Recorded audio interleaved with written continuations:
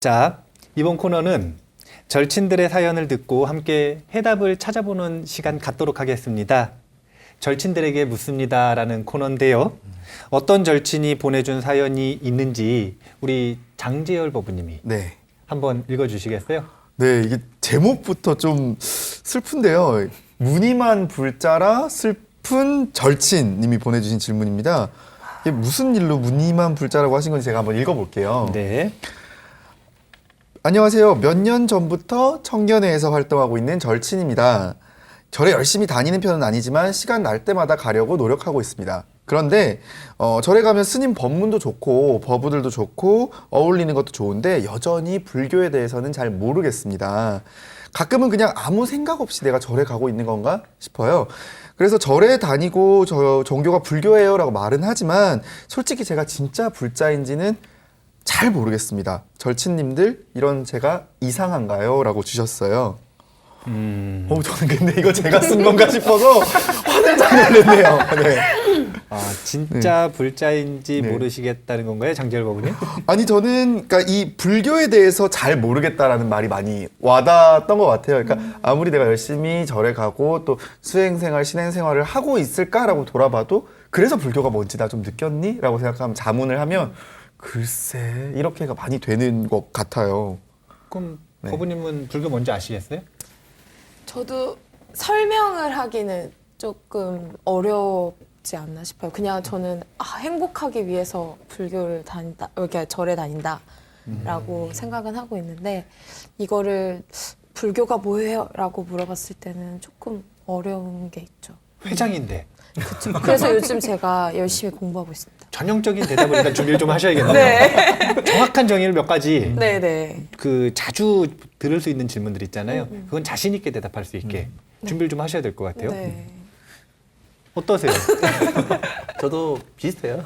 저도 이제 회장을 하고 있지만은 절에 오는 게 그냥 제가 편하고 즐겁고 그리고 어떻게 보면 또 익숙하니까는 절에 온 것도 있는데 여기 대해서 제가 뭐 특별히 수행을 한다거나 아니면은 공부를 한다거나 이런 부분이 좀 적다 보니까는 남들한테 이제 내가 절에 다니고 있고 불자라고는 얘기를 하지만 남들이 봤을 때는 또 그렇게 생각 안 할 수도 있다는 느낌을 많이 받거든요.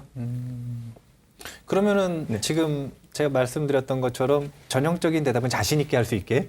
자신 있게까지는 아니도 그래도 어느 정도까지는 하려고 하고 있어요. 네. 어느 정도로 가도 안 되고 회장이니까 네. 자신 있게 할 수 있게 우리 연습해 봐야겠네요. 네. 어떠세요?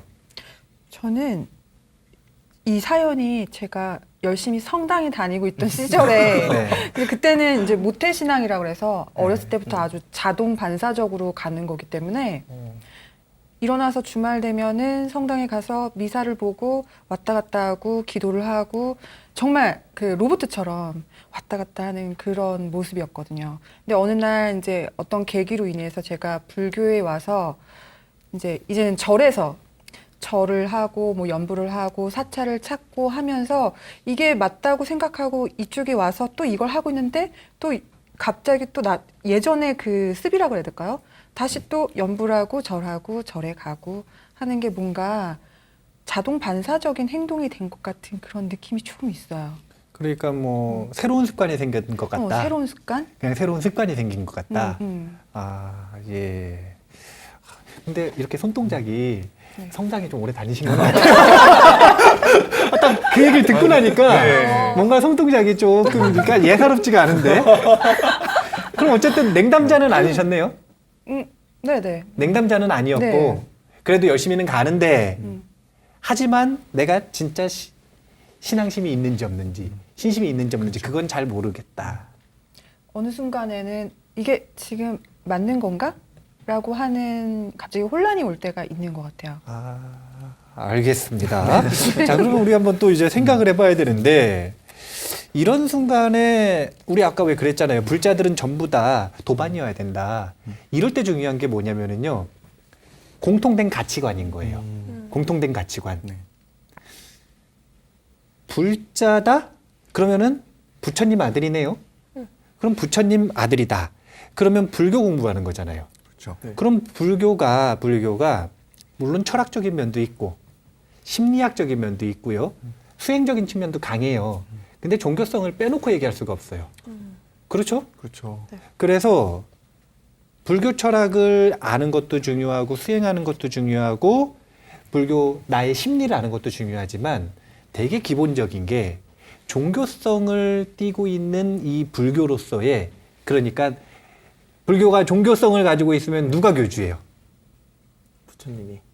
어느 부처님? 이런 거 전형적인 대답. 이런 거. 석가모니 부처님이. 자, 시아본사 누구요? 석가모니. 석가모니 부처님. 석가모니 부처님에 대한 신심이 있는 것. 그 신심이라고 하는 게 불자들이 가지고 있는 이 고유한 공통의 가치관이어야 되는 거예요.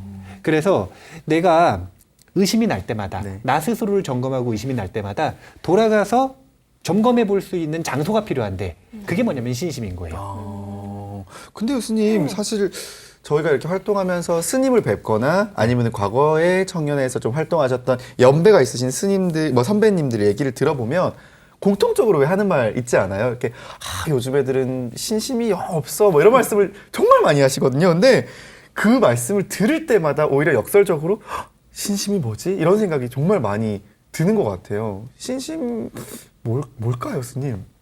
그때 그 얘기 하시는 선배한테 안 물어봤어요? 신심이 뭐예요라고 물어보면 모르는 거에 신심이 없는 거라고. 이게 네가 치열하게 생각을 해야지. 그러니까 그런 이제 꾸지람 듣고 집에 가서 그래서 신심이 뭘까? 역시 나는 불자가 아닌 걸까라고 하면서 이렇게 되게 좀 주춤하게 신심이라는 말 앞에서 오히려 주춤하게 되고 더 모르겠다라는 느낌이 들 때가 있는 것 같아요. 그러니까 신심 그러면 믿는다 이런 거잖아요. 근데 이게 예전에 그렇게 제가 성당 다닐 때 보면은 그런 보지 않고 믿는 자는 복되도다, 행복하도다라고 하는 그런 구절이 있어요. 보지 않고 믿는 자. 보지 네. 않고 믿는 자는 복되도다라고 하거든요. 네. 그러면은 보지 않고 믿는다라는 게 그러면 저희는 뭐 깨달음을 얻어야 믿을 수 있는 건지 아니면 뭘까요? 어떤 게 신심인 걸까요, 진짜로? 보지 않고 믿는 자 뭐 이런 거 아닌가요? 사람들 본 것만 믿잖아요. 네. 근데 다른 종교 얘기해도 괜찮나 모르겠는데 삐가 될까요? 삐? 우리 그 다른 이웃 종교의 교주 되시는 근데 우리 못 보잖아요. 근데 못 보는데도 믿음을 가지고 있다는 건 대단한 일이라는 거죠. 근데 여기서 되게 중요한 게 왜 이야기를 하냐면 불교는 틀려서 그렇죠. 불교는 보지 않은 걸 믿는 게 아니라 본 걸 믿는 거예요. 본 것을 믿는 것. 우리 왜 아까 이 장법부님이 네. 그런 질문하셨잖아요. 신심이 뭡니까? 라고 질문했더니 그거 모르는 게 신심 없는 거 아니야 이랬다고 했죠. 네, 맞아요. 그 속에 전형적인 지금 우리나라 제가불자들의 신심이 들어있어요. 뭐냐면 공유하고 있다는 건가요? 아니면 나만의 신심이 있다는 건가요? 나만의 신. 나만의 그쵸? 신심. 그렇죠. 너만의 신심이 없으니까 신심이 없는 거 아니냐 이 얘기잖아요. 그러니까 이게 지금 약간 이상한 거예요. 왜냐하면 부처님 당시에는 뚜렷한 정해진 가치관이 있었고 이것을 공유하는 것을 신심이라고 했는데 네.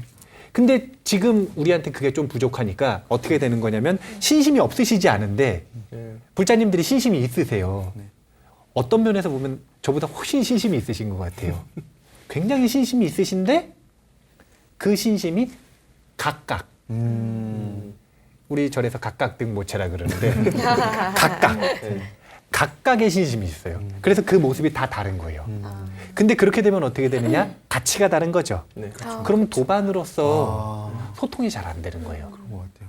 도반으로서 소통이. 그래서 우리가 이번 시간에 이야기가 나온 김에 그럼 부처님 당시에는 어떤 공유된 신심이 있었는가? 이것도 한번 점검해 보면 좋을 것 같은데. 그러면은 이 제가불자들이 가지고 있는 신심, 공통된 신심을 이야기를 해드릴 건데, 네. 근데 곧바로 해드리고 나서 각자의 신심 얘기하라 그러면 약간 창피하니까. 그렇죠. 네. 미리 한번 들어볼까요? 네.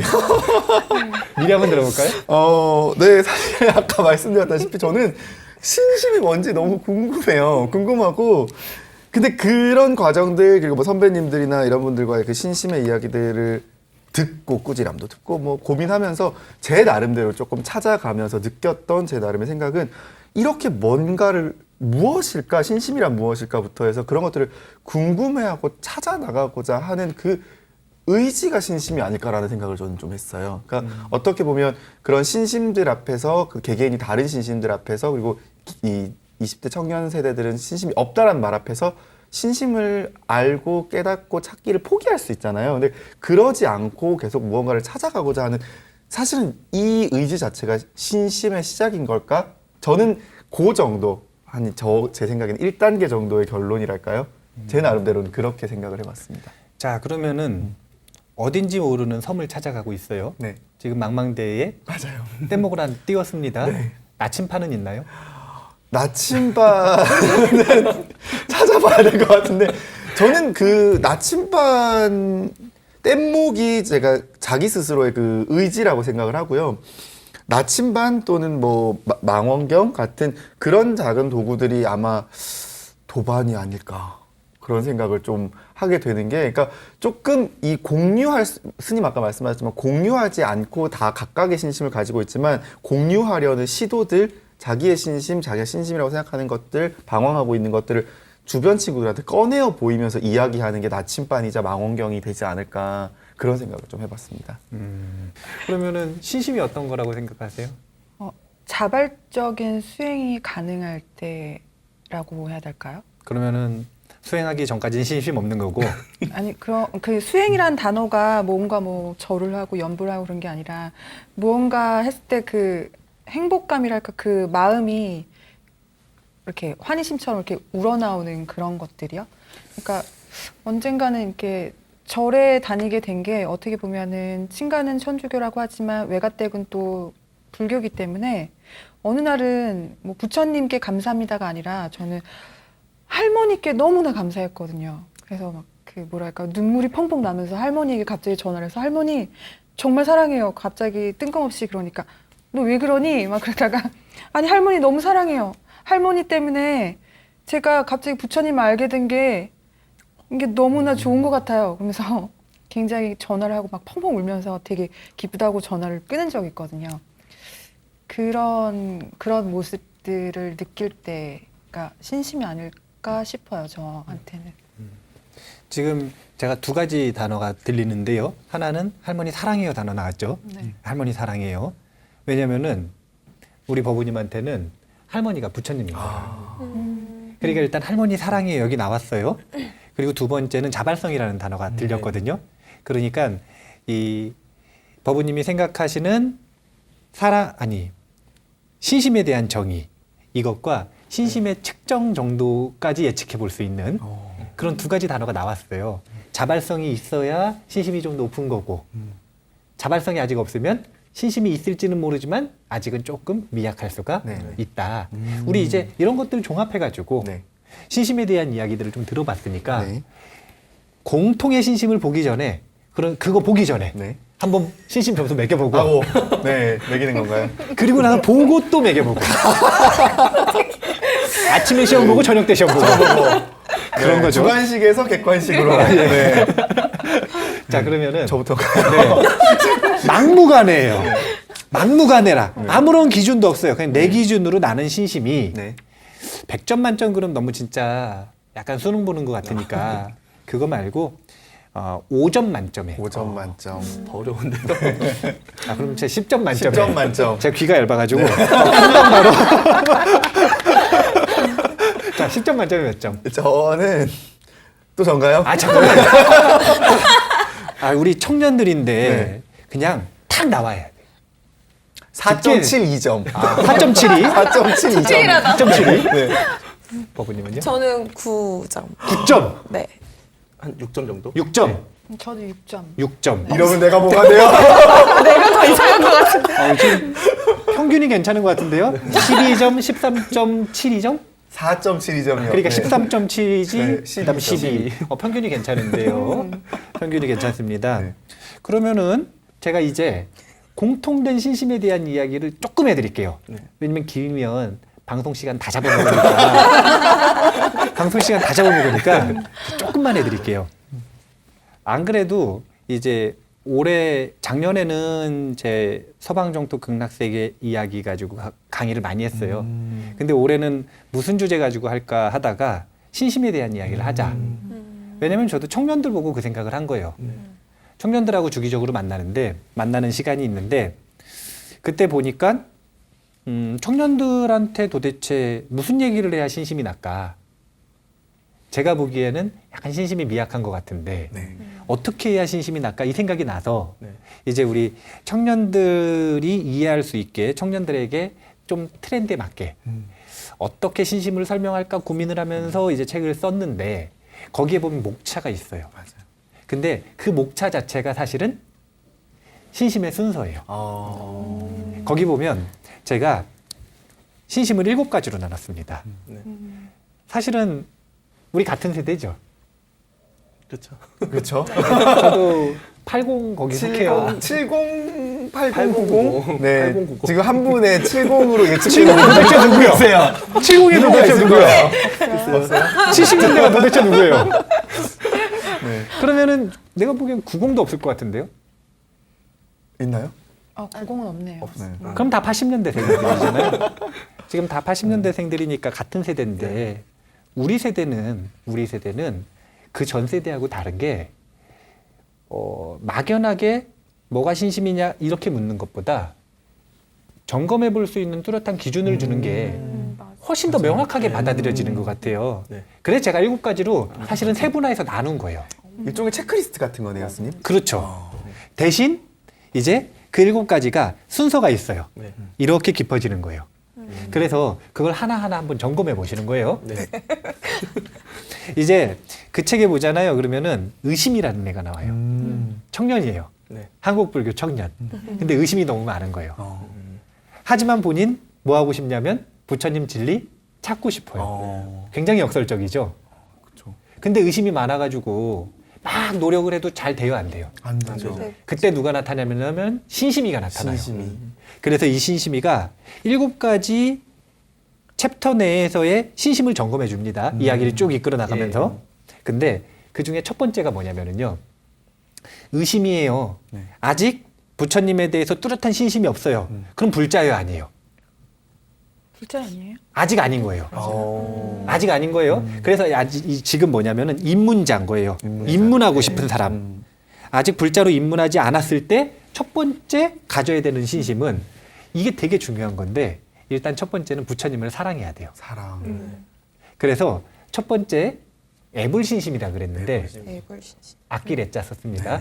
그래서 그 부처님 봤을 때 내가 가슴이 콩닥콩닥 뛰고 얼굴이 뻘개지고 막 흥분하고 이게 아니라 어머 부처님 아니라 그렇죠. 어머 부처님 이게 아니라 그게 아니라 부처님을 아끼고 존중하고 사랑하는 마음이 있는가 이걸 제일 먼저 체크해 보셔야 돼요. 있으신 것 같으세요? 없으신 것 같으세요? 있습니다. 이 정도는 당연하게 당당하게 1단계 통과. 1단계 통과. 근데 흥미로운 게 학교 선생님이 있어요. 수학 나 되게 싫어해요. 근데 그 수학 선생님 되게 좋아요. 네. 새 학기 들어갔는데. 네. 그럼 수학 점수 올라요, 안 올라요? 올라요. 모르죠. 안 오르면 수학 선생님 안 좋은 거야. 그렇죠. 이건 뭐냐면 좋아하는 사람은 닮고 싶게 되어 있어요. 그래서 부처님 사랑하게 되면 그다음 어떤 마음이 드냐면 나도 부처님 아들 되고 싶다. 나도 부처님 제자 되고 싶다. 그래서 부처님 닮아가고 싶다. 이런 마음이 들거든요. 네. 이게 귀의 신심이라고 해요. 두 번째네요. 신심. 그렇죠. 귀의 두 번째. 정말로 나는 귀에서 부처님 아들로서 살아가고 싶은 신심이 있는가? 어떻게 있으세요, 없으세요? 있습니다. 있습니다. 있으세요? 네. 네. 오늘 제가 너무 훌륭한 분들을 만났어요. 훌륭한 분들을 만났어요. 지금 약간 레이스 같죠? 지금 2단계, 3단계. 제 생각엔 제가 제일 먼저 떨어질 것 같긴 한데요. 저도 비슷할 것 같은데. 그 다른 분들한테 여쭤보면은 한 두 번째부터 약간 자신감이 없어져요. 근데 지금 굉장히 훌륭해요. 그럼 여기까지 왔다. 그러면 이제 귀했으니까 부처님 제자 불자 된 거잖아요. 여기서 잠깐 아까 이야기해드리면은 왜 아까 보면 진짜 불자인지 모르겠어요 그랬죠. 네. 그거는 삼보에 귀의하는 마음이 확신이 없을 때 드는 생각입니다. 불자는 정체성이 굉장히 뚜렷한 거예요. 불자의 생명력은 삼보에 귀의하는 힘이에요. 이건 부처님이 얘기하신 거니까. 네, 네, 부처님이 얘기하신 거니까. 근데 우리는 생명력이 아주 질긴 사람들이에요. 그래서 세 번째를 물어볼 수 있는데, 자, 세 번째. 부처님께 귀의했으면 저처럼 바로 출가하는 사람도 있지만 네. 대부분은 제가불자 기간을 거치죠. 그렇죠. 네. 그럼 제가불자로서의 공통된 부처님께서 말씀해 주신 공부 수행이 있어요. 뭔지 아세요? 누가 빨리 좀 말해봐요. 눈빛이 막 흔들리고 있어요. 보시. 보시. 예. 보시. 또 일단 지금 생각나는 건 보시 한 보시 하나. 네. 회장님이면 다 대답을 하셔야 되는데 육바람일. 어떻게 대답을 하시는 거냐면 시계생천이랍니다. 시계생천. 보시하고 네. 계율을 지키고 음. 그러면 어떻게 되는 거냐면 이것 때문에 공덕이 생겨요. 네.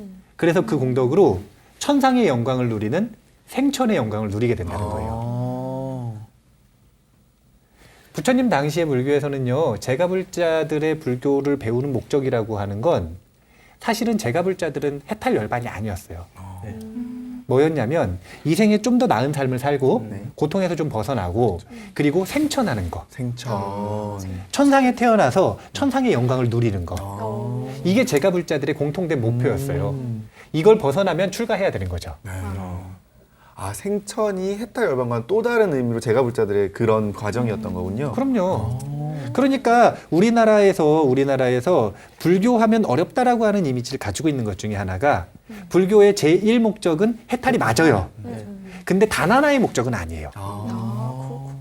왜냐하면 부처님이 해탈이라고 하는 궁극의 행복도 이야기하셨지만 그게 아니라 천상에 태어나는 내생의 행복도 얘기하셨고 그리고 이 생에서 얼마나 돈 더 잘 벌고 얼마나 인간관계 더 잘하고 또 특히 다이어트 하는 방법까지 부처님이 다 얘기해 주셨어요. 그렇죠. 여기 지금 남자친구 물어볼 뻔했네. 여자친구 있으세요? 없습니다. 남자친구 있으세요? 아니 없어. 없습니다. 있으세요? 예. 아이고. 믿었네. 배신자가 하나 있네요. 네. 없으시죠? 네. 이 배신자 있다고. 네, 그래서. 네, 네.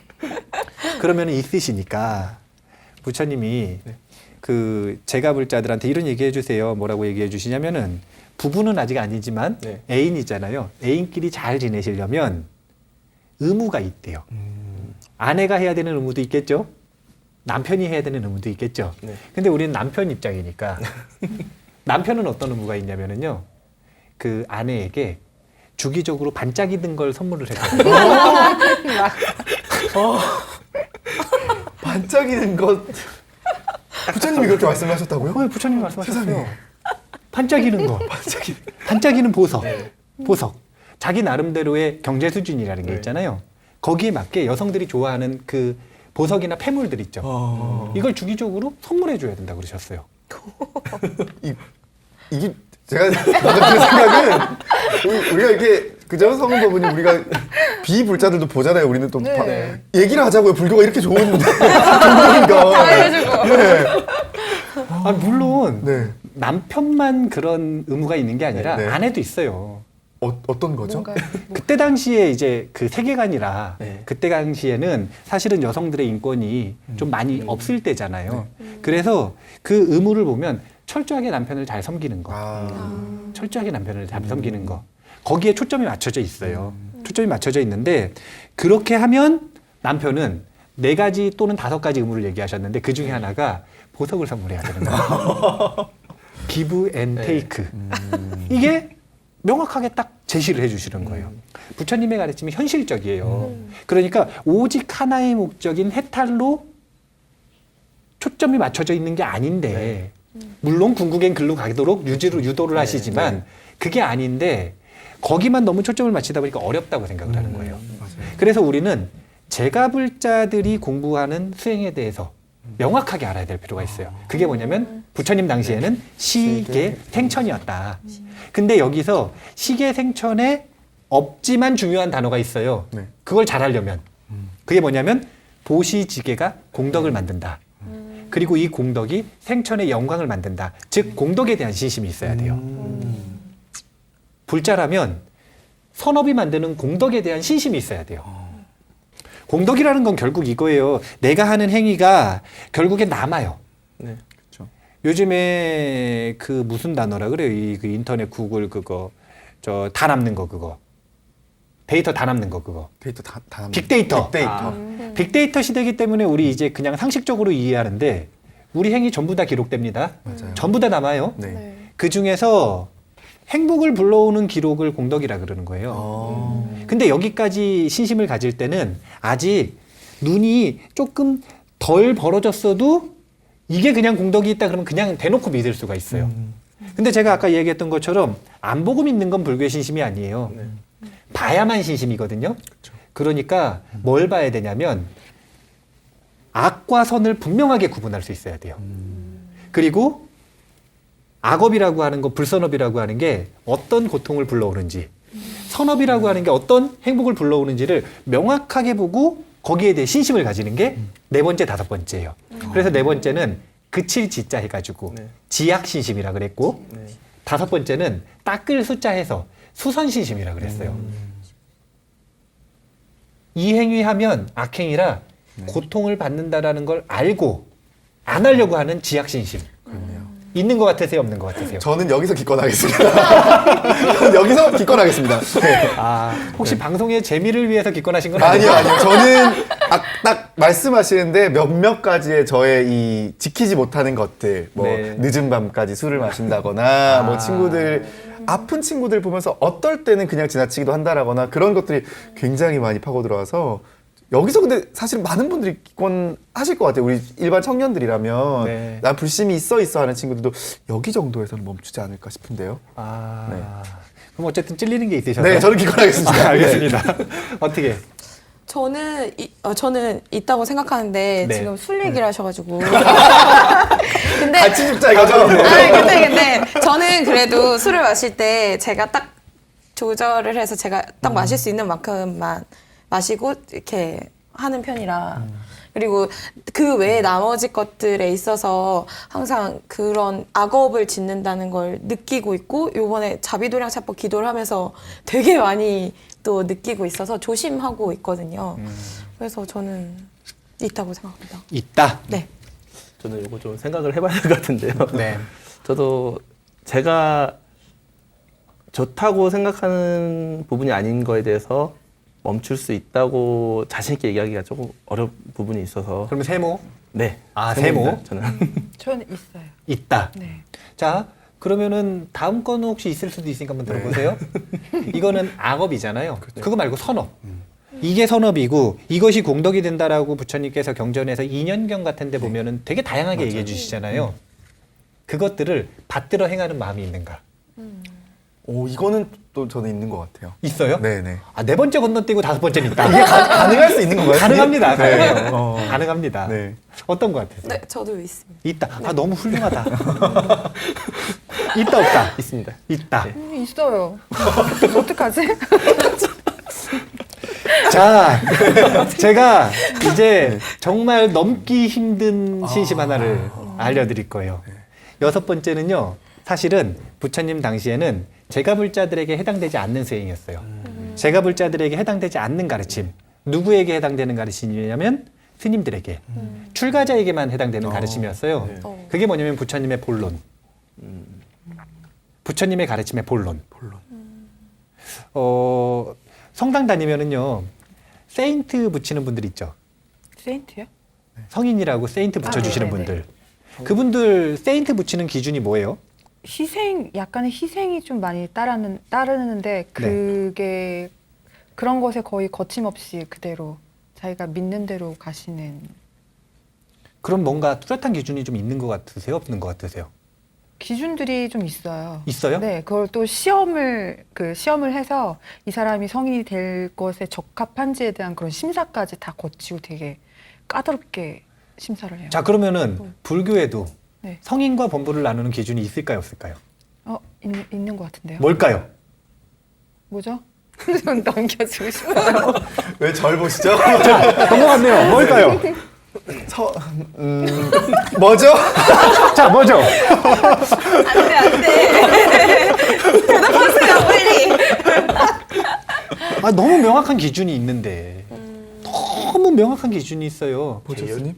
그게 뭐냐면은요, 범부와 성인을 뚜렷하게 나누는 기준은 무아에 대한 알미 있느냐 없느냐예요. 이건 되게 뚜렷한 기준이에요. 그리고 무아에 대한 알미 있느냐 없느냐, 이게 사실은 좀 안 뚜렷해 보이죠.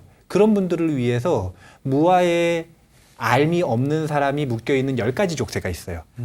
그래서 이 중에서 몇 가지 족쇄를 풀었느냐에 따라 수다원이라고도 하고 사다함이라고도 하고 아나함이라고도 하고 아라한이라고 하는 거예요. 그래서 불교에 보면은요, 유학이다 무학이다 이런 말 나오거든요. 네. 유학, 배운 게 있다는 거죠. 네. 근데 사람들은 범부들도 네.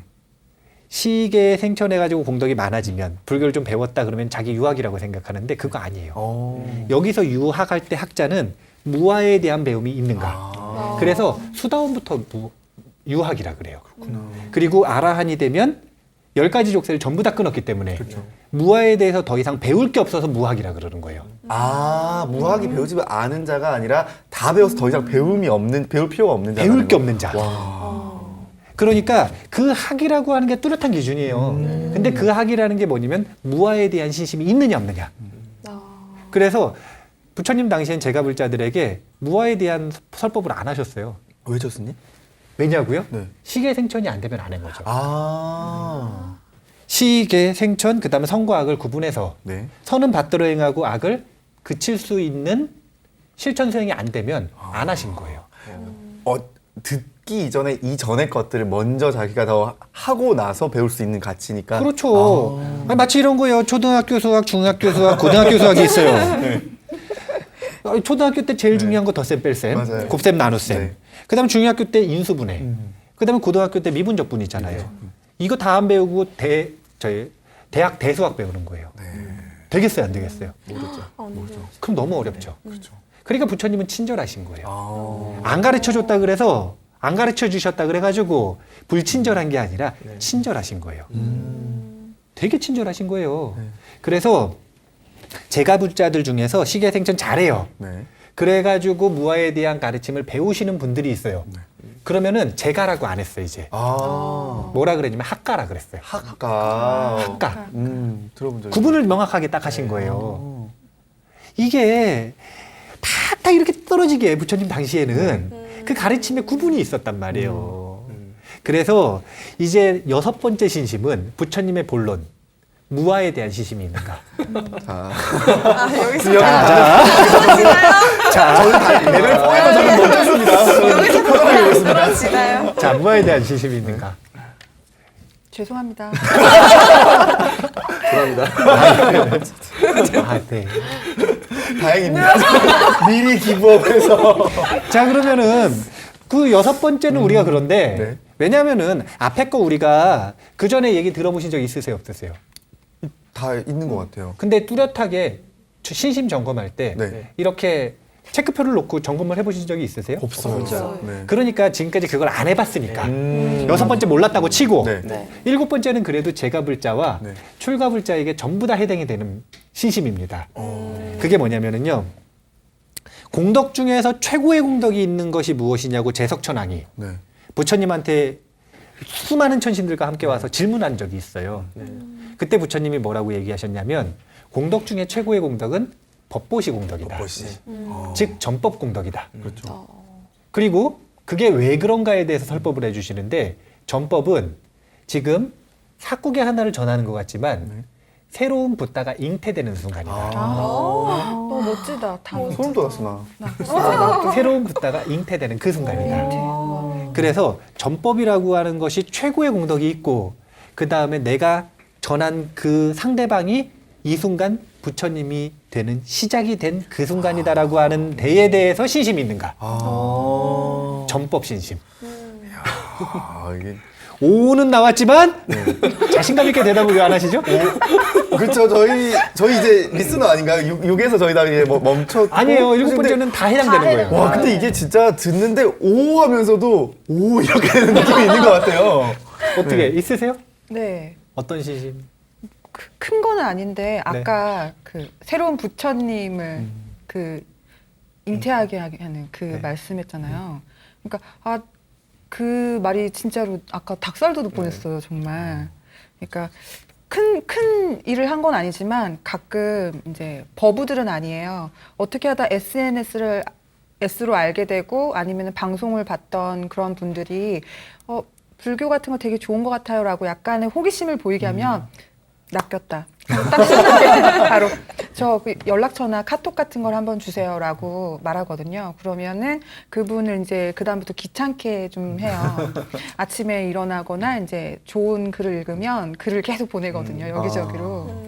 근데 그냥 좋은 글이니까 나도 좋으니까 그들에게 주긴 했지만 그걸로 인해서 언젠가 다른 부처님이 정말로 잉태되지 않을까라는 뭔가 기쁨이라 그럴까요?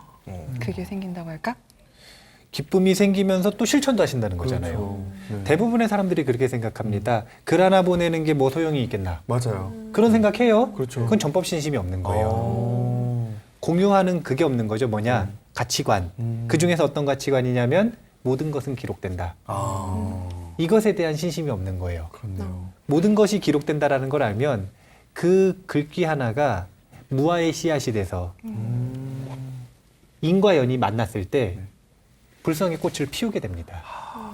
그렇네요. 그러니까 그분이 나중에 부처님 되시잖아요. 네. 그럼 나중에 얘기하시는 거예요. 전생담 얘기하시면서 전생담을 영광이요. 얘기하신다니까요. 그렇죠. 그런 코리아에서 네. 예, 코리아에서 코리아에서? 언제 그때 네. 내가 이렇게 처음 불교를 만났을 때 그렇죠. 최성은 법부님이 카카오톡으로. 카카오톡으로 부처님의 씨앗은 카카오톡으로 나에게. 그때는 네. 이런 경전이 나오는 거죠. 그렇죠. 그땐 이런 경전이 나오는 거죠. 부처님이 말씀하신 게 경전인데 전생담 이야기하시면서 카카오톡으로 이렇게 내가 글귀를 받아보고 무아의 씨앗을 심었노라. 그때 그 글귀가 이거였노라 하고 그렇죠. 사구개가 탁 나오면 네. 이 사구개를 전달하는 것은 다시 붓다의 씨앗을 잉태하도록 만드는 최고의 공덕이다. 이런 구절이 탁 나오겠죠. 그렇죠. 우리가 그런 상상을 해볼 수가 있겠네요. 멋지다. 정말 상상하게 멋있는데요? 네. 이럴 때 박수를 치는 네. 거예요. 진짜. 왜? 어색해요. 초질감. 2시간이 지났는데. 초질감. 멋진 분. 아이고 예. 제가 좀 이제 녹화가 끝날 때가 되니까 지금 오늘 어땠나 스스로 돌아보는데요. 제 스스로 제가 평가를 하기에 네. 아무래도 되게 많이 어색했던 것 같아요. 거의 말없이 웃는 두 분도 맞아. 네. 제가 첫 경험이라 이제 이렇게 프로그램을 이렇게 끌고 나가는 건 첫 경험. 네. 던져버릴 뻔했어요. 프로그램 던져버렸어요. 끌고 가는 거는 첫 경험이라. 네.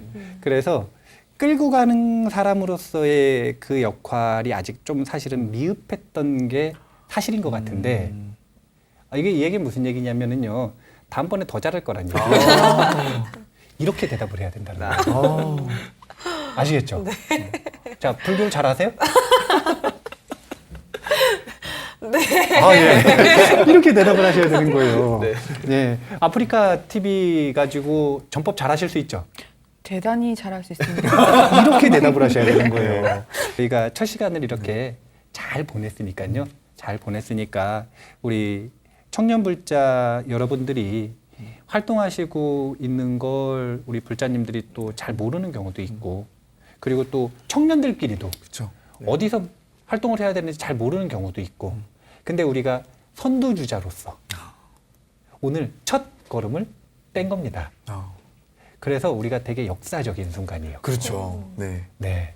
그렇기 때문에 당연히 또 초청을 또 할 거예요.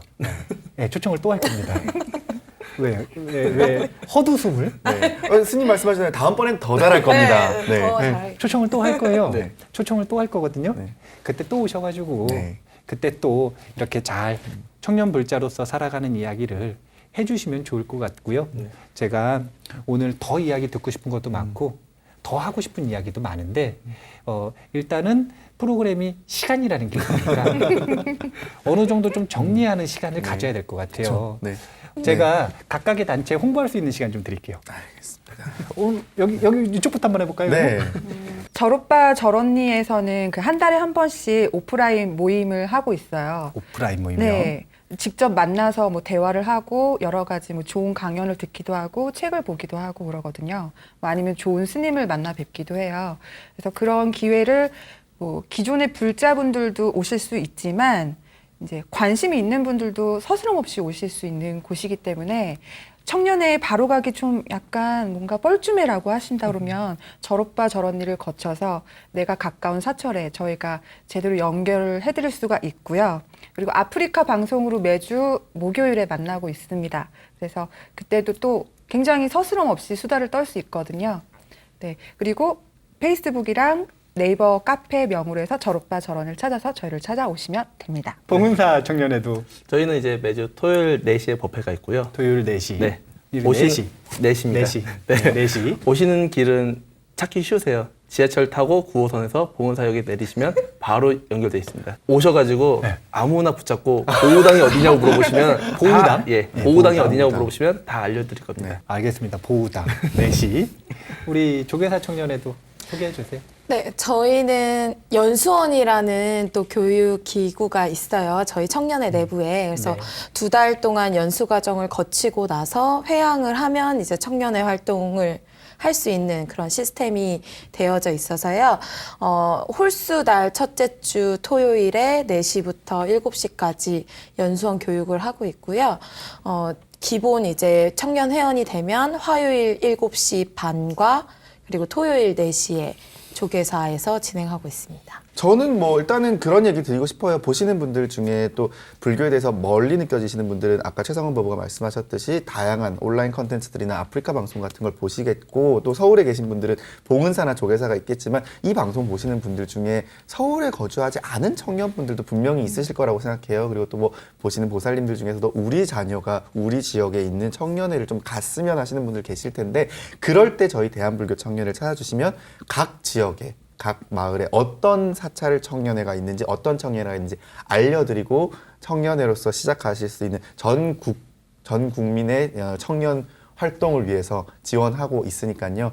신행생활을 위해서 대한불교 청년을 찾아주시면 저희가 문지기가 되는 역할을 하도록 하겠습니다. 그럼 어떻게 찾아요, 거기는? 네이버에 대한불교 청년회, 구글에 대한불교 청년회, 어디서나 대한불교 청년회 치시면 저희는 공식 홈페이지를 통해서 안내하고 있습니다. 우리 시청하시는 분들은 네이버, 구글보다 네. 전화번호 뭐 이런 거 없어요? 전화번호는 02738-1920, 02738-1920 되겠습니다. 아, 준비되셨네.